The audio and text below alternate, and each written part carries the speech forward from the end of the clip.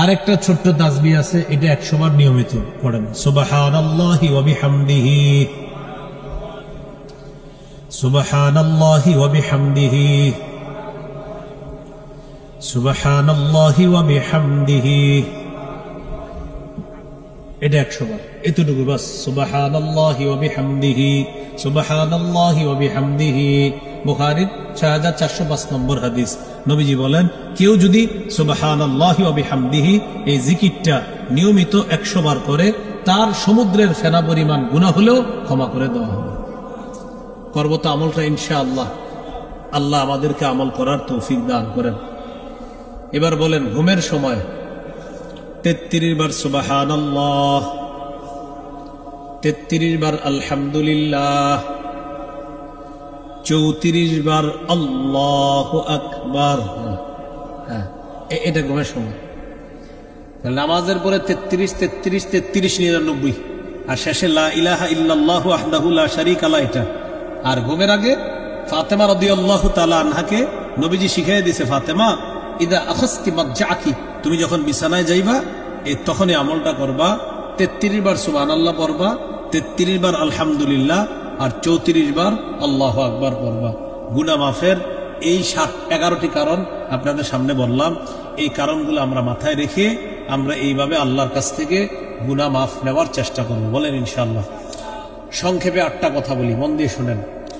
রমজান পরবর্তী 8টি কাজে গুরুত্ব দিব। কয়টি? 8টি। 1 নাম্বার, হেদায়েতের মোকাবেলায় পথভ্রষ্টতা গ্রহণ করব না। রমজানে আল্লাহর কাছ থেকে যে হেদায়েত পেয়েছি আমরা, এই হেদায়েতের মোকাবেলায় পথভ্রষ্টতা গ্রহণ করব না। 2 নাম্বার করণীয়, রমজানে শয়তান সাহেব বন্দী ছিল, এখন সে ছাড়া পেয়ে গেছে। 2 নাম্বার করণীয়, শয়তানকে শত্রু হিসাবে গ্রহণ করা। সূরা ফাতিরের 6 নম্বর আয়াত, সূরা আরাফের 27, সূরা আরাফের 17, সহিহ বুখারীর 2038 নম্বর হাদিসের মধ্যে আছে। তো এই হাদিসগুলোর মধ্যে আছে শয়তান বড় ভয়ঙ্কর শত্রু। তো ওকে আমরা শত্রু হিসাবে কি করা? গ্রহণ করা। 3 নাম্বার, রমজান মাসে নামাজের একটা অভ্যাস তৈরি হয়েছে আমাদের, এই অভ্যাসটা ধরে রাখা। 4 নাম্বার, রমজান মাসে আমাদের কোরআন তেলাওয়াতের একটা অভ্যাস চালু হয়েছে, এই কোরআন তেলাওয়াতের অভ্যাসটা জারি রাখা।